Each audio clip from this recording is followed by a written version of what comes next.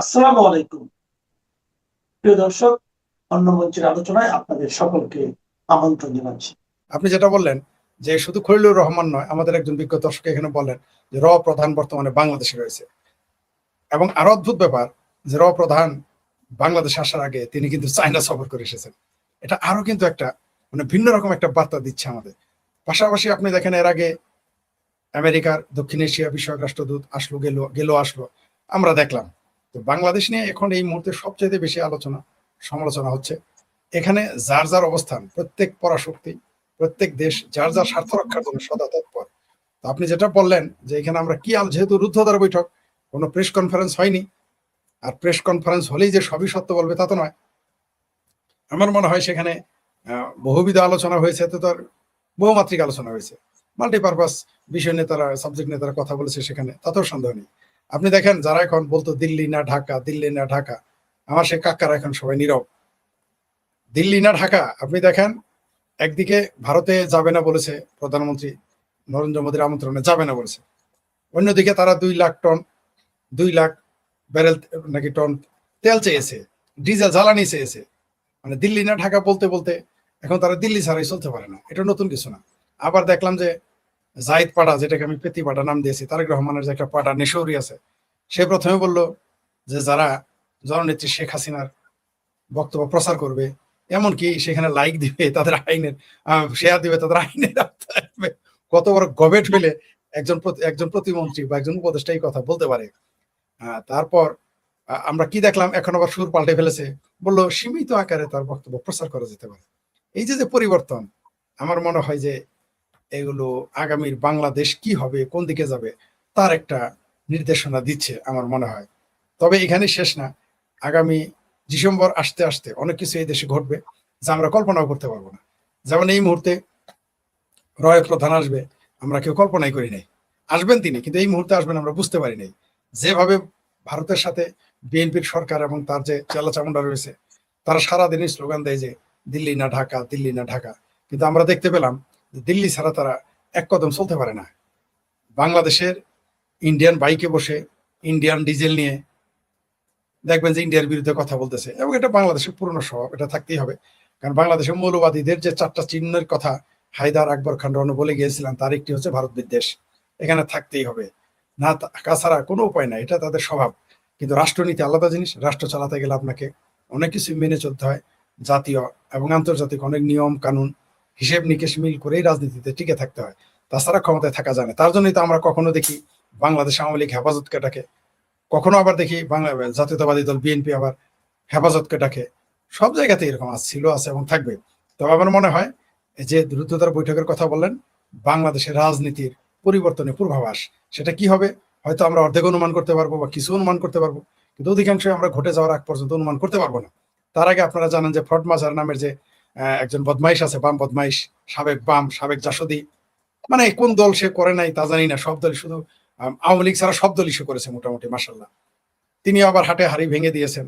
আমরা পুরনো প্রবাদ একটা শুনেছি যে যখন কোনো জাহাজ ডুবতে থাকে তখন সেখান থেকে তেলাপোকারা নাকি, তেলাপোকা, ইন্দুর, বান্দর এগুলাকে পালায়। কিন্তু এবার আমরা দেখলাম ইন্দুর বান্দর না, সরাসরি ভাল্লুকি পালানো শুরু করেছে। ফ্রড মাজার নিজেই এখন পারে না, তো বলে ফেলে যে কোনো কিছুই আমি জানি না, সবকিছু জানে ইউনুস, আর জানে আমার ভাবির পোলারা। এখন দেখেন সামনে কি কি ঘটে, আমরা অপেক্ষায় থাকি, দেখি কি হয়। তবে বাংলাদেশের মানুষ ভেতরে ভেতরে প্রস্তুতি নিচ্ছে। ডিসেম্বর মাসকে ঘিরে বাংলাদেশের মানুষ ভেতরে ভেতরে প্রস্তুতি নিচ্ছে। আপনারা জানেন যে আমি প্রায় 7 থেকে 10 দিন অনলাইনে সক্রিয় ছিলাম না, অনেকেরই ফোন রিসিভ করিনি, কিন্তু অনেকেই আমাকে ভয়েস মেসেজ পাঠিয়েছে বা মেসেজ লিখেছে, সেগুলো আমি শুয়ে শুয়ে দেখতাম। সেখানে আমি যা শুনলাম, যা দেখলাম, তাতে মনে হয় আওয়ামী লীগের জন্য পোয়া বড় হবে। কারণ এই দেশের মানুষ অস্থির হয়ে গেছে পরিবর্তনের জন্য। কারণ আপনি দেখেন যে অর্থনীতির কি অবস্থা। আপনি জানেন যে 10,000 লোকের চাকরি চলে গেছে এই গত 10 দিনে। এটা অবিশ্বাস্য যে 10,000 মানুষের চাকরি চলে যাওয়া। নতুন চাকরি তো নাই, আবার 10,000 লোকের চাকরি চলে যায়, আরো হাস্যকর ব্যাপার। তবে একটা জিনিস আমি অপ্রাসঙ্গিক ভাবে বলি, আমি একটা ক্লিপ পাঠিয়েছে একজন আমাকে, দেখলাম যে ডাস্টবিন শফিক আছে, তাকে ওই ডাক্তার আব্দুল নূর তুষার যেভাবে ধোলাই করলো, বেশ মজাই পেলাম আর কি। এরকম গজব বেজ্জতি, আমি ওর জায়গায়, ডাস্টবিন শফিকের জায়গায় আমি হলে গলায় দড়ি দিয়ে আত্মহত্যা করতাম। কিন্তু আর তো লাজ নাই, লজ্জা নাই। ওরা যখন বললো, এইভাবে বললো যে আমার পাশে বসা লোকটা জবের বন্যা বয়ে দিবে, সে আবার দাঁত কেলে আসে, বলে হ্যাঁ হ্যাঁ বলেছি। এতই বেহায়া, এতই বেলাজেরা, মানে এরা দেখেন, মানে এদের অপমান করতেছে, এদের বোধটুকুও নাই যারা অপমানিত হচ্ছে। এদের ভাই কি বলেন, মানে এদের আসলে আমরা, মানে আমি বুঝতে পারতো নাকি আপনি কিভাবে বেজ্জতি করবেন, পারবেন না তো, কারণ যার বৌদি নাই তার পাশে থেকে বলতেছে যে আমার এই পাশের লোকটা জবের বন্যা বসায় দিবে, ওই জব তো খুঁজে পেলাম না। সে আবার মানে তর্কও করে। সে আবার তো মানে কিরকম বেহায়া বেলাজ হলে এটা সম্ভব, এছাড়া এটা সম্ভব নয়। আবার ইদানিং আপনি দেখেছেন যে যে ভাস্কর্য নিয়ে মামুনুল হক যে ফতোয়া দিয়েছে, মাশাল্লাহ আমরা দেখলাম। কেবল এর আগে বলছিল 1930-40-এর দশকে, মানে যখন খিলাফত প্রতিষ্ঠিত ছিল মুসলিম বিশ্বে, তখন বলেছিল সবকিছুই হারাম, মাইক হারাম, তারপরে বলল টেলিভিশন হারাম, তার রেডিও হারাম, তারপরে বললো টেলিভিশন হারাম, তারপরে বললো ছবি তোলা তো হারাম ছিলই, সব হারাম করতে করতে ভাস্কর্য তো হারামই। হঠাৎ করে কালকে দেখলাম আমাদের 501 নম্বর মৌলবী ফতোয়া দিয়েছে মাথা ছাড়া ভাস্কর্য হারাম। যাই, অন্তত মাথা পর্যন্ত জায়েজ করছে। আশা করতেছি আগামীতে আর 2-4-6 মাস গেলে মাথা সহ ভাস্কর্য আরাম হয়ে যাবে, কোনো সন্দেহ নেই। এই যে পরিবর্তনের আভাস, আমার মনে হয় জামাতেরও একবার ক্ষমতায় দেওয়া দরকার। যদি আমি কখনোই কল্পনা করি না জামাত বাংলাদেশ আসুক, কিন্তু আমরা দিয়ে একটু দেখতাম যে এদের ভণ্ডামির মাত্রা কত দূরে যাইতে পারে, আমাদের একটু দেখার জন্য প্রয়োজন ছিল। যেমন 2024-এর 5ই আগস্ট, যদিও আমাদের অনেক মূল্য দিতে হয়েছে মুক্তিযুদ্ধের পক্ষের মানুষের, আওয়ামী লীগকে মূল্য দিয়ে যেতেই হচ্ছে। প্রতিনিয়ত আওয়ামী লীগ যারা করে, ছাত্রলীগ যুবলীগ যারা করে, তাদের জেলে ভরা হচ্ছে, জেলের ভেতরে মেরে ফেলা হচ্ছে, জেলের বাইরে মেরে ফেলা হচ্ছে। এমনকি শুধু ছাত্রলীগের পক্ষে দোকানে কথা বলায় নাকি, শুধুমাত্র কথা বলায় একজন কিশোরকে, যার বয়স 16 বছর হয় নাই, তাকে মেরে শহীদ মিনারে ঝুলিয়ে রেখেছিল। কি ভয়ঙ্কর ব্যাপার, আপনি কল্পনা করতে পারেন? আমার মনে হয় 1972 সালে যদি এই রাজাকার আলবদর আল শামস বা খানাদারি বাহিনী সহ যাদের 93,000 যে ছেড়ে দেওয়া হয়েছে, এদের যদি কিছু কিছু ধরে ওই শহীদ মিনার গুলোতে ঝুলিয়ে রাখা হতো, আজকে মনে হয় ছাত্রলীগ বা আওয়ামী লীগ বা মুক্তিযুদ্ধের পক্ষের মানুষদের এইভাবে শহীদ মিনারে ঝোলানোর দুঃসাহস তারা দেখাতে পারতো না। অনেক সময় কিছু কিছু সময় ছাড় দেওয়া খুবই ক্ষতিকর, ভয়ঙ্কর ক্ষতিকর। গোকরা সাপকে আপনি ঘরে রেখে, যে গোকরা সাপ আপনাকে কেটেছে, সেই গোকরা সাপকে আপনি ছেড়ে দিলেন এমনি এমনিতে, সে আবার আপনাকে সবল দিবে, তার আন্ডা বাচ্চা হবে, মোটামুটি প্রত্যেক শীতকালে মোটামুটি ছায়ের মধ্যে ডিম দিবে, দিয়ে ঘরের ভিতরে আপনার ঘরে পালবে না, আপনার বাসার আশেপাশে ঢুকবে। সেগুলোর জন্য আজকে এই পরিস্থিতি সৃষ্টি হয়েছে, খুবই বেদনাদায়ক। আমি আমি এমনি মানসিক ভাবে খুব পর্যদুস্ত, শারীরিক ভাবেও। কিন্তু এই বিশেষ করে এই দৃশ্যটা এমন নয় যে এটা শুধুমাত্র ছাত্রলীগের বলে আমি তার পক্ষ নিলাম, তা নয়। কোনো মানুষকে এভাবে মেরে ঝুলিয়ে রেখে সবচেয়ে বেদনাদায়ক হচ্ছে যে বাংলাদেশের পুলিশ প্রশাসন সার্টিফিকেট দিয়েছিল নাকি আত্মহত্যা। মানে কারো আর কোনো খায় দেয় কাম নাই, শহীদ মিনারে গিয়ে ঝুলতে যাবো, আর কোনো জায়গা পাইলো না। তো মুক্তিযুদ্ধের যারা বিরোধী, ভাষা আন্দোলনের বিরোধী, তাদের সাথে তো শহীদ মিনারের একটা বিরোধিতা আছেই, ছিল, আছে এবং ওদের ভবিষ্যতে থাকবে। তাই তারা এই মুক্তিযুদ্ধের পক্ষের মানুষগুলোকে, সেটা ছাত্রলীগ করুক, ছাত্রদল করুক, বা মুক্তিযুদ্ধের পক্ষে যারা ছাত্রলীগ যুবলীগ যাই করুক, যে কোনো, এমনকি আপনি দেখবেন বিএনপির ভিতরে যারা মুক্তিযুদ্ধের পক্ষের, তারাও কিন্তু শান্তিতে নাই। তাদের কিন্তু সবগুলোকে সাইড করে দেওয়া হয়েছে, সবগুলো। আপনি বিএনপিকে তো, বিএনপির ভিতরে 5% 10% হলেও তো মুক্তিযুদ্ধের পক্ষে আছে, দেখবেন তাদের কোনো সক্রিয়তা নাই। তার সর্বশেষ প্রমাণ ব্যারিস্টার রুবিন ফারানা, সে কিন্তু সারাদিনই বঙ্গবন্ধুকে গালি দিত, সংসদে বসে শেখ হাসিনাকে গালি দিত। শুধু একটু মুক্তিযুদ্ধের পক্ষে কথা বলার কারণেই তাকে দেখেন দল তাকে তালাক দিয়ে দিয়েছে। উনিও মোটামুটি বিএনপিকে বাইন, ব্যারিস্টার রুবিন ফারানাও বিএনপিকে বাইন তালাক দিয়ে মৌলবীদের হারিয়ে, আমার সবচেয়ে ভালো লেগেছে রুবিন ফারানা রাজনৈতিক দর্শনের সাথে আমার দ্বিমত রয়েছে, কোনো সন্দেহ নেই এবং থাকবে। কিন্তু রুবিন ফারানা ওইখানে কিন্তু একই সাথে বিএনপি, একই সাথে এই মৌলবাদী শক্তিকে চূড়ান্ত ভাবে পরাজিত করে তিনি চলে এসেছেন। তার মানে কি, আওয়ামী লীগের ভিতরে আপনি দেখেন সবাই ধরে নিয়েছিল বিএনপির ভিতরে মুক্তিযুদ্ধ বিষয়ক মন্ত্রী হবে ফজলুর রহমান, অ্যাডভোকেট বীর মুক্তিযোদ্ধা ফজলুর, অনেকেই মনে করে নিয়েছিল, বা কেউ মনে, অথচ তিনি কিন্তু তার চেয়ে বড় পদ, মুক্তিযুদ্ধ তো প্রতিমন্ত্রী পদ, তিনি ক্যাবিনেট মিনিস্টার হওয়ার যোগ্য, যেহেতু তিনি তার দলের চেয়ারম্যানের উপদেষ্টা ছিলেন, কিন্তু তাকে দেওয়া হয় নাই। কেন দেওয়া হয় নাই? সারাদিন বঙ্গবন্ধুর অবশ্য সমালোচনা করে না, আওয়ামী লীগ শেখ হাসিনাকে সারাদিন গালি দেয়, তারপরেও কিন্তু তাকে কোনো মন্ত্রিত্ব দেওয়া হয় নাই এবং দিবেও না। কারণ কি? কারণ হলো যে বিএনপির ভিতরে যারা মুক্তিযুদ্ধের পক্ষে, তাদেরকে তারা বরদাস্ত করতে পারে না। তাহলে যারা ছাত্রলীগ করে, যারা যুবলীগ করে, কৃষক লীগ করে, বাংলাদেশ আওয়ামী লীগ, শ্রমিক লীগ, যুবলীগ, চাই এই ধরনের মুক্তিযুদ্ধের পক্ষে, তাদের কি সহ্য করতে পারবে? পারবে না। তার জন্য এই ঘটনাগুলো ঘটতেছে। তবে আপনাকে বলে দেই, রক্ত কখনো বৃথা যায় না, যায়নি, যাবেও না। এই যে আপনি রুদ্ধতার বৈঠকের কথা বললেন, আমার ধারণা সেখানে ওই ডিসেম্বরকে কেন্দ্র করে কথা হচ্ছে এবং হতে থাকবে। আমরা জানি না যে সর্বশেষ কি ঘটবে, তো আমরা বুঝতে পারি যে একটা পরিবর্তন হচ্ছে এবং পরিবর্তন হওয়া উচিত। বাংলাদেশের সাধারণ মানুষ, আমি বললাম তো, এই 10 দিনে আমার কাছে যে সমস্ত ভয়েস, আমার এই কি বলে, ফিল আপ হয়ে গেছে, হ্যাং হয়ে গেছে, মানে এত মানুষ ভয়েস মেসেজ পাঠিয়েছে। কারণ আমার ডাক্তার নিষেধ করেছে, ফোনও রিসিভ করতে না করছে। মানে সোজা কথা, আপনারও ফোন আমি ধরি নেই, জানেন, রাশেদ ভাইয়ের ফোন ধরি নেই, আপনার ফোন ধরি নেই। আপনারা হয়তো ভাবছেন যে, জানি আপনারা রাগ করেন, আপনারা বুঝতে পারছেন যে সামথিং ইজ রং, কিন্তু যারা আমাকে কাছে থেকে জানে না, তারা হয়তো ভুল বুঝেছে, তাদের সাথে তারা বলছে ফোন কেন রিসিভ করে না। আমাকে ফোন ধরাই নিষেধ আমার, মানে এই যে কথা বলতেছি শরীর গরম হয়ে যাচ্ছে। আজকেও আমি বাদ দিতে চেয়েছিলাম, যে কিন্তু পরে দেখি না শরীরে আমাকে ঘুমের ট্যাবলেট খেয়ে ঘুমাতে হয়েছে, তারপরে এই যে কথা বলতেছি। যাই হোক, সেটা অন্য প্রসঙ্গ। এখন ইভেন কে সাইফুল বাতন টিটোর লাইভ আমাকে ক্যান্সেল করতে হয়েছে, আমার নিজের লাইভ ক্যান্সেল করতে হয়েছে। আমি আপনাকে বলি, রুদ্ধদ্বার বৈঠকের ভিতরে সবচেয়ে বেশি প্রসঙ্গ যেটা নিয়ে দুষ্ট লোকেরা বলতেছে আলোচনা হয়েছে, বাংলাদেশে মৌলবাদ ও জঙ্গিবাদের বিরুদ্ধে ইউনূস সরকার যা পারেনি। ইউনূস সরকারকে 13টি নাকি 19টি সেক্টরে স্পট দিয়েছিল, যারা সেখানে জঙ্গিবাদ মৌলবাদ চর্চা করে, সন্ত্রাসী ট্রেনিং নেয়। সেই বিষয়গুলো নিয়েই তারেক রহমানের সাথে কথা হয়েছে এবং এগুলো তাকে বাস্তবায়ন করতেই হবে। উনি ওই যে 10 টাকা মামলায় মনে করেছিল যে ওটা ছাড় পেয়ে গিয়েছিলাম, এইবার তা পাবে না। ভারত, আমি বলেছি তো, ভারত তার কৌশল, ভারত সুকৌশলে আগায়, ভারত ধীরে ধীরে আগায়। এটা তার জন্য এটা এটা একদিকে অন্যদিকে এটার আবার একটা মজা আছে, কারণ আপনি যখন একটু সময় নেবেন, অর্থাৎ আপনি জানেন যে শেখ ফরিদ আপনার সাথে প্রতারণা করবে, তো আপনি শেখ ফরিদকে একটু সুযোগ দিলেন, দেখি শেখ ফরিদ কি করে। এটা দেখার জন্য অনেক সময় মানুষের সামনে প্রকাশ করার একটু সুযোগ দেওয়া উচিত। সম্ভবত ভারত এই কাজগুলো করতে। আর ভারতের হাতে জ্বালানি অস্ত্র, খাদ্য রপ্তানি, শিল্পের কাঁচামাল, এই 3টা অস্ত্র ভারতের সাথে।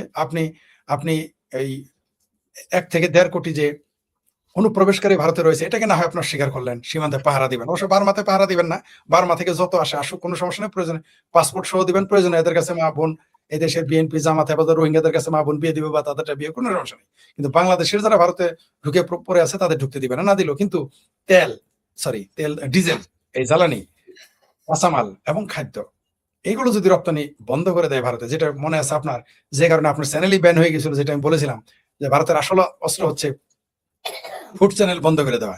এটা যদি বন্ধ করে দেয়, তাহলে তারেক রহমান কেন, কোন রহমানের পক্ষে বাংলাদেশ পরিচালনা করার সময় ভাবির পোলারা যত চেঁচামেচি ঘেঁচাঘেঁচি ফেঁচাফেঁচি করুক, কোনো কাজ হবে না আমার ভাবির। কোথায় এখন ইলিয়াস, কোথায় সেই পাকি নিজে যে বলে যে তার রক্তের পজিটিভ, পি পজিটিভ, কোথায় এখন সেই কি ইন্ডিয়া বয়কটে আন্দোলনের জনক কি পিনাকি ভট্ট, সে হচ্ছে আমাদের রাশেদ ভাইয়ের প্রতিবেশী, সে প্যানিক ভট্ট এখন কোথায়? কোথায় এখন আমার ভাবির ছেলে? কোথায় এখন এই হাদি মাদি গাদির যারা সেলা চামুন্ডু? কোথায় এখন ওই ভিপিনুরা? কোথায় এখন? তো সে মন্ত্রী, এখন বলুক না ইন্ডিয়া বয়কট। কোথায় এখন আমতারে গালফুল আমতারে? কেন তারা ইন্ডিয়া বয়কট আন্দোলন করে না এখন কেন ইন্ডিয়ার কাছে জ্বালানি চায় 2 লাখ টন? কেন? ভারত ছাড়া এক কদম এই দেশের মানুষ চলতে পারবে না। আমি বলেছি তো, আমি বারবার বলেছি যে আপনি আমেরিকার সাথে পাঙ্গা নিলে অন্তত 3 বেলার জায়গায় 2 বেলা খায় বাঁচবেন। ইভেন মিডল ইস্টের সাথে পাঙ্গা নিলে 3 বেলার জায়গায় 1 বেলা খায় বাঁচবেন। কিন্তু ভারতের সাথে পাঙ্গা নিলে না খেয়ে মারা যাবেন, কোনোদিনই টিকতে পারবেন না। যতই কিছু বুদ্ধিজীবী, কিছু সিংকুবাম, কিছু ফাত্রা বুদ্ধিজীবী সাংবাদিকেরা বয়ানবাজি করে যে চাইনার সাথে করিডোর হয়ে গেলে আমাদের আর সমস্যা নাই, চায়না থেকে খাদ্য আনবেন? চায়না নিজেই তো, চায়নাতে আপনি কি রপ্তানি করবেন? চায়না দিয়ে আপনার চলবে? চায়না থেকে চাল আনবেন, চায়না থেকে ডাল আনবেন, আনেন দেখি আমরা তো। চায়না দিয়েই যদি, চায়নার করিডোর যদি একটা দেশ চলতো, তাহলে পাকিস্তান ভিখারিস্তানে পরিণত হলো কেন? পাকিস্তানের সাথে পৃথিবীতে সবচেয়ে ভালো সম্পর্ক যে রাষ্ট্রের সাথে চায়নার, সেটা হচ্ছে পাকিস্তান। তো আমরা দেখলাম চায়নার সাথে যার গাইঠা পিরিতি হয়, সে ভিখারিস্তানে পরিণত হয়, ইতিহাস বলে। আমরা দেখেছি আমেরিকার সাথে যার গাইঠা পিরিতি হয়, সেই দেশটা ধ্বংস হয়ে যায়, এগুলো দেখেছি। তো বরং ভারতের সাথে যারা থাকে, এই তালেবানেরা, এই আফগানিরা, যাদের সারা পৃথিবী তাদের স্বীকৃতি দেয় না, এমনকি সরাসরি ভারতের স্বীকৃতি দেয় নাই, ভারতের সাপোর্টে তাদের খেলাধুলা, খাদ্য, রাজনীতি সব ঠিক আছে। বরং ভারতের সাথে থাকলে দেখা যায়, এটা জাতীয় স্বার্থের প্রশ্ন বলতেছি, অস্তিত্বের প্রশ্নে। যারা মনে করে যে বাংলাদেশ পারমাণবিক বোমা বানাইলে আর কোনো সমস্যা নাই, তাহলে পাকিস্তানের তো 170টা পারমাণবিক বোমা আছে, ভিখারিস্তানে পরিণত হইল কেন? কারণ তার সাথে ভারতের সম্পর্ক নেই। আজকে যদি ভারতের সাথে বাণিজ্য সম্পর্ক থাকতো, পাকিস্তান ভিখারিস্তান হইতো না। ভারত কিন্তু এখানে গেম খেলে দিয়েছে। যেই দিন বাংলাদেশ এরকম করবে, পাকিস্তান তাও টিকে আছে, আমি আবার বলি, পাকিস্তান তাও টিকে আছে কোন রকম। কিন্তু যেই দিন ভারত বাংলাদেশকে তালাক দিবে, যেই দিন ভারত বলবে বাংলাদেশ বয়কট, সেই দিন কিন্তু এই বাংলাদেশে কোনো তারেক রহমান, কোনো শফিকুর রহমান, কোনো ভাবির পোলারা। ফরিদ ভাই আমাদের ওই যে বলছিলাম যে ইন্ডিয়ান হাই কমিশন তাদের ভেরিফাইড পেজে একটা ইয়ে দিয়েছে, পোস্ট করেছে। সেটা হলো আমাদের হোম মিনিস্টারের সাথে যখন ওনার বৈঠক হয় তারপরে দিয়েছে। এটা বলেছেন এখানে আছে, কিন্তু আমাদের পররাষ্ট্রমন্ত্রীর সাথে বৈঠকের পর কি হয়েছে সে বিষয়ে কিন্তু আসলে গুরুত্বপূর্ণ এমন কোনো কিছুই পোস্ট করেছে একটা, কিন্তু সেটা আসলে একদম সাদামাটা। কিন্তু স্বরাষ্ট্রমন্ত্রীর সাথে বৈঠকে যে লিখেছে, সেটা লিখেছে ঠিক এটা আলোচনায় দ্বিপাক্ষিক সম্পর্ককে আরো এগিয়ে নিয়ে যাওয়ার উপর আলোকপাত করা হয় এবং দুই দেশের মধ্যে নিরাপত্তা সহযোগিতা সহ জি, জি, অভিন্ন দুইটাই। আগ্রহের ক্ষেত্রগুলো নিয়ে আলোচনা করা হয়। জি, নিরাপত্তা কথাটাই বললাম। সহযোগিতার কথাটা এখানে এই উঠে আসছে। নিরাপত্তা সহায়তা মানে কি? চীন থেকে দূরে থাকো, আমেরিকা থেকে দূরে থাকো, জঙ্গিবাদ থেকে দূরে থাকো, মাদ্রাসা থেকে দূরে থাকো, এটাই বুঝাইছে। এটা আমার ভাষায় বললাম আর কি। কূটনৈতিক ভাষায় তো এগুলো বলে না। আমি এখন যে ভাষায় কথা বললাম, এটা আমাকে যখন আপনি কোনো দায়িত্বে দিবেন, আপনি যখন কোনো পদে বসাবেন, আমি তো এই ভাষায় বলতে পারবো না। ডিপ্লোমেসি, এই দেশের মানুষের ডিপ্লোমেসি শব্দগুলো চয়ন করা এদের জন্য কঠিন। আপনি দেখেন না আজকে সুম্মা শফিক কি বলছে, যে চুষতে আরাম লাগে, মানে দেখেন তার শব্দ চয়ন, মানে তাদের ভাষাটা দেখেন। চাকরির ক্ষেত্রে বলছে, মানে তারা শব্দ চয়ন করতে জানে না। তো এরা তো শব্দগত ত্রুটি বিচ্যুতি থেকে দূরে থাকবে। এই যে প্রতিরক্ষা, নিরাপত্তা মানে কি? রাষ্ট্রের নিরাপত্তা। রাষ্ট্রের নিরাপত্তা মানে কি? বাংলাদেশ তো সামরিকভাবে ভারতের জন্য হুমকি নয়, কারণ এই বাংলাদেশ সেনাবাহিনী বার্মার সাথেই পারে না। বাংলাদেশ সেনাবাহিনী বার্মার তথাকথিত আরাকান আর্মি দেখলে কাপড় চোপড় নষ্ট হয়ে যায়। বাংলাদেশের এত মর্দে মুমিন সহ, বিজিবি সহ, আর্মি সহ, আমার ভাবির পোলারা, বিএনপি জামাত সকলের হলকম শুকে যায়। তারা এসে বাংলাদেশের সেনাবাহিনী ওদের পোশাক পরে, ওদের অস্ত্র নিয়ে বাংলাদেশে গান গায়, নাচে এবং জেলে শত শত জেলে ধরে নিয়ে যায় এবং মুক্তিপন্দে বাংলাদেশ সরকার ছাড়াই আনে। সেটা ইংলিশ সরকার হোক আর তারেক ভাইয়ার সরকার হোক, কিন্তু ওইখানে কিন্তু খাটে না। তাহলে সামরিক ভাবে তো ভারতের সাথে পারবেন না। ভারতের সাথে বয়ান বাজিতে পারবেন, কারণ ভারত আপনার সাথে বয়ান বাজিতে যাবে না। কারণ হাতি কখনো শিয়ালের সাথে, ওই শব্দটা নিলাম না, এত নিচে নামাইলাম না, হাতি কখনো শিয়ালের হুক্কা ওয়া দেখে তার সাথে তর্কে যাবে না। সেজন্য ভারত যায় না। তা আপনি সুযোগটা পেয়ে গেছেন। মানে বাংলাদেশের এই ভাবির পোলারা, বিএনপি জামাত, হেফাজত, চামড়া নাই পীর, তারপরে কিছু হাঁপানি রোগী, রিক্সালা মিক্সালা, এরা মনে করছে যে কিছুই তো বলে না। বারবার আমি আপনাদের বলি যে ভারতের মতো একটা নিরীহ প্রতিবেশী রাষ্ট্র থাকার কারণে আমাদের রাষ্ট্রটা এখন ঠিক আছে। ভারত যদি বার্মার মতো হইতো, আমাদের এই দেশ কয়েক ভাগে ভাগ হয়ে যেত বহু আগেই। তো এখানে কি আলোচনা হয়েছে? সামরিক যেহেতু সেনাবাহিনী পারবে না, নৌবাহিনী পারবে না, সর্বোচ্চ 1 ঘন্টা টিকবে, সর্বোচ্চ 1 ঘন্টা, 2 ঘন্টা, 3 ঘন্টা, না 72 ঘন্টা টিকবে। কিন্তু মূল সমস্যা কোথায়? মূল সমস্যা হচ্ছে পাকিস্তানের আইএসআর ঘাঁটি যাতে বাংলাদেশে না হয়, তুরস্কের ঘাঁটি যাতে বাংলাদেশে না হয়, জঙ্গিবাদীদের ঘাঁটি যাতে বাংলাদেশে না হয়। ভারতের জন্য বাংলাদেশ যদি কোনো কারণে জঙ্গিবাদী রাষ্ট্রে পরিণত হয়ে যায় পাকিস্তানের মতো, তাহলে ভারতের জন্য ভয়াবহ বিপজ্জনক হয়ে দাঁড়াবে। কারণ ফ্যানাটিসিজম, ধর্মান্ধতা এবং জঙ্গিবাদ, এটা যে কোনো সামরিক বাহিনীকে আপনি হটাইতে পারবেন, জঙ্গিবাদকে আপনি হটাইতে পারবেন না, যেটা বাংলাদেশে অলরেডি 35 বছর যাবৎ পরিকল্পিতভাবে করে ফেলা হচ্ছে। আমি আওয়ামী লীগ ক্ষমতায় থাকে মানে 4-5 বছর আগে লিখেছি যে সোভিয়েত ইউনিয়নের মতো শক্তিশালী রাষ্ট্রকে ভাঙার পেছনে মুসলিম মৌলবাদীদেরকে, জঙ্গিদেরকে নিয়ে ব্যবহার করেছে। সেটা আফগানিস্তান থেকে শুরু হয়েছে, সোভিয়েত ইউনিয়ন ভেঙে গেছে। ভারতের জন্য সবচেয়ে বড় হুমকি বাংলাদেশের যারা মুক্তিযুদ্ধ বিরোধী শক্তি এবং মৌলবাদী জঙ্গিবাদী শক্তি, এটা ভারতের জন্য হুমকি, ভয়ঙ্কর হুমকি। বাংলাদেশ নেই যে জননেত্রী শেখ হাসিনাকে উচ্ছেদ করেছে কি শুধু তার দুর্নীতির কারণে, তার ভুলের কারণে? কোনো সন্দেহ নাই, তার রাজনৈতিক একটা দল 17 বছর ক্ষমতায় থাকলে ভুল ভ্রান্তি থাকবে, ত্রুটি বিচ্যুতি থাকবেই। এই 4 মাসে আমার তারেক ভাইয়ার সরকার 4000 ভুল করছে। তো 17 বছর ছিল, তাদেরকে 17টি ভুল নাই, 117টিও থাকতেই পারে। কিন্তু এটার সাথে এটার পার্থক্যটা কি? অনেক পার্থক্য রয়েছে। আপনি দেখেন এইখানে জঙ্গিবাদকে, বাংলাদেশে মৌলবাদকে উস্কে দেওয়া হচ্ছে কেন? কোনো না কোনো দেশ, কয়েকটা দেশ বা একটি দেশ বা কোনো না কোনো দেশ বা কোনো না কোনো শক্তি গোষ্ঠী, তারা বাংলাদেশে ইসলামী জঙ্গিবাদকে আস্কারা দিচ্ছে কেন? বাংলাদেশটা বলির পাড়ে ভারতের বিরুদ্ধে ব্যবহার করবে। শেখ হাসিনাকে উচ্ছেদ করছে এই বাংলাদেশে ভারত বিরোধী শক্তিকে প্রতিষ্ঠিত করার জন্য। এইখানে তো শেখ হাসিনাকে তার দুর্নীতির জন্য উচ্ছেদ করে নাই। এটা তো একটা ল্যাম এক্সকিউজ, সামনে এটা দেখাইতেছেন, এটা সামনে দেখানো হয়েছে। কিন্তু পর্দার আড়ালে কি করেছে? পর্দার আড়ালে হচ্ছে শেখ হাসিনা যদি এখানে থাকে তাহলে ভারত বিরোধী শক্তিগুলো এখানে প্রতিষ্ঠিত হবে না, এটাই চূড়ান্ত সত্য। সেই কারণেই শেখ হাসিনা সরকারকে উচ্ছেদ ঘটানো হয়েছে এবং এটাকে এখন এক একজন মনের মাধ্যমে একজনের মতো বলতেই পারে। আর কোন শক্তি ব্যবহার করা হয়েছে? সর্বোচ্চ শক্তি, 2টা শক্তি। প্রথমে হলো বাংলাদেশে মিলিটারি ইউজ করা হয়েছে, যার উপরে কারো ক্ষমতা নাই। তারপরে হলো মিলিটারি বড় শক্তি, এটা মোল্লা শক্তি, এটা আরো বড় শক্তি। আপনি এটাকে ইগনোর করতে পারেন না। মূর্খের শক্তিকে ইগনোর করলে আপনি বিপদে পড়বেন। আওয়ামী লীগ, ভারত, এই দুই, আওয়ামী লীগের মতো একটি বড় দল এবং ভারত সরকার বাংলাদেশের এই মূর্খের শক্তিকে অবহেলা করেছে। সেটার জন্য দেশে আজকে এই পরিস্থিতি এবং এটার পিছনে অবশ্যই ফান্ডিং আছে, অবশ্যই এদের পৃষ্ঠপোষকতা রয়েছে। তারা এগুলো করতেছে এবং ভবিষ্যতেও করবে, থেমে যাবে না। আওয়ামী লীগ সরকার ক্ষমতায় ডিসেম্বরে না আসুক, পরে ডিসেম্বরে আসবে, আওয়ামী লীগ আজ হোক, কাল হোক, পরশু হোক, তরশু হোক, তারা ক্ষমতায় আসবে, কিন্তু এই শক্তি কিন্তু বসে থাকবে না। আমরা বললাম তো এই 10 দিন আমি আমার কাছে যে সমস্ত আমি ভয় পেয়ে গেছি। আমি চিন্তা করতেছি এখন যে আওয়ামী লীগ আসবে কিনা তা না, আওয়ামী লীগ ক্ষমতায় আসার পরে কি কি ঘটবে, এগুলো আমার কাছে যে তথ্য আসছে, আমি ভীত, সন্ত্রস্ত, চিন্তিত আমার দেশ নিয়ে। ভয়াবহ রকম পরিকল্পনা হচ্ছে বাংলাদেশ নিয়ে। দেশি বিদেশি অনেক মানুষ আমাকে অনেক কিছু পাঠিয়েছে, সময়ের অভাবে কিছু দেখতে পেরেছি, অনেকগুলি দেখতে পারিনি। আপনাকে বলি, এই শেখ হাসিনার সরকার উচ্ছেদের পিছনে শুধুমাত্র যে রাজনৈতিক কারণ তা না, এটা জিও পলিটিক্স এখানে রয়েছে। কারণ এখানে সবাই ব্যবসা করতো, এখানে রাশিয়া ব্যবসা করেছে, চাইনা ব্যবসা করেছে, আপনার ইতালি ব্যবসা করেছে, আপনার আপনার আমেরিকাও কিছু ব্যবসা করেছে। কে ছিল না? জাপান এখানে সরাসরি ছিল। জাপান থাকলে তো আমেরিকার আপত্তি থাকার কথা না, তার বন্ধু রাষ্ট্র। আমার তাড়িয়ে দিল কেউ, কিন্তু রাশেদ বাইরে নিল, আমি তো হ্যাপি থাকবো, রাশেদ ভাই আছে, আমাদের দুইজনকে সরাই দিল, আপনাকে রাখলাম, আমরা তো বাবা আপনি আছেন। তা তো ঘটে নাই। এইখানে আমাদের বন্দর নিয়ে, যে বন্দর নিয়ে এত টানাটানি কেন, জলসীমা নিয়ে এত টানাটানি কেন? কারণ এই বাংলাদেশকে ঘিরে কমপক্ষে এই আগামী 10 বছরে বাংলাদেশকে ঘিরেই পৃথিবীর অনেক দেশে যুদ্ধ পরিচালনা হবে। সেই কারণে শেখ হাসিনা সেখান থেকে ঘটানো হয়েছে। বরং আমি চিন্তা করতেছি আওয়ামী লীগ ক্ষমতায় আসলেও এই দেশ স্থিতিশীল হবে কিনা আমার যথেষ্ট সন্দেহ আছে। ধন্যবাদ। জি ফরিদ ভাই, আপনাকেও ধন্যবাদ। আমি রাশেদ হায়দার ভাইয়ের কাছে আসি। যে রাশেদ হায়দার ভাই, যে কথাটা ফরিদ ভাই আসলে অনেক ডিটেইল একটা আলোচনা করে ফেলেছেন, কারণ বেশ কদিন অনুপস্থিত ছিলেন, সে কারণে অনুপস্থিত আলোচনাটাও করে ফেলেছেন। আমরা একদম নগদ কথাটা বলি খুব সংক্ষেপে, যদি আপনি বিষয়টা আনেন। সেটা হলো ডক্টর খলিলুর রহমানের সাথে যে রুদ্ধদ্বার বৈঠকটা হলো এই সময়, এরপরেই তিনি বৈঠক করলেন আমাদের স্বরাষ্ট্রমন্ত্রীর সাথে, তারপরে বৈঠক করলেন আমাদের প্রধানমন্ত্রীর সাথে। এখানে একটা সিরিয়াল আছে, একটার পর একটা ঘটনা কিন্তু ঘটেই গেছে। হঠাৎ করে এত এত দ্রুত ঘটনাগুলো ঘটছে কেন?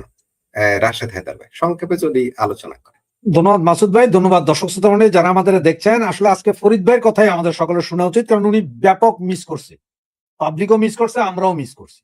তো ওনার কথাই শোনা উচিত।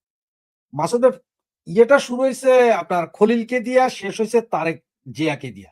এইদিকে আবার ভারতের 4 জন বিশেষায়িত লোকও বাংলাদেশে আছে, তার মধ্যে একজন রয়ের প্রধান। যেখানে আগে তো ফরিদ সাহেব রয়ের প্রধান, অমুক রয়ের প্রধান, সব রয়ের প্রধান আছে, কিন্তু বাঙালি দেখতেছে রয়ের প্রধানটা আসলে কে, সেও এখানে আছে। এবং উনি আগামীকাল আবার সচিবালয়ে যে আমাদের প্রধানমন্ত্রীর সাথে দেখা করবেন। সব বিষয়টা নিয়ে এটা আপনারা কিছু বলার নাই, এটা তো আপনারা কেন, আমরা পাবলিকও বুঝে যে কি হয়। আর রুদ্ধদ্বার বারবার আপনারা বলতেছেন, আপনি যখন বিয়া শাদী করেন, কাবিন নামা পাবলিকের সামনে, খানা দানা পাবলিকের সামনে, বরযাত্রী আপনার পাবলিকের সামনে, যৌতুক কত নিছেন বা কি কি কত হয়েছে এটা কি আর আপনি কন? সুতরাং এখন রুদ্ধদ্বার করবেন তো কি এখন, কারণ রুদ্ধদ্বার না করলে এখন খলিলের চেহারা বাইরে আসে যা দেখলাম, আমার তো মনে হয় থাবর সোয়ারও দিয়ে দিছে কিনা, এটা ওপেন হলে তো দেখা যেতেন আপনারা। এই জন্য ভাই রুদ্ধদ্বার হয়েছে আমি বুঝি।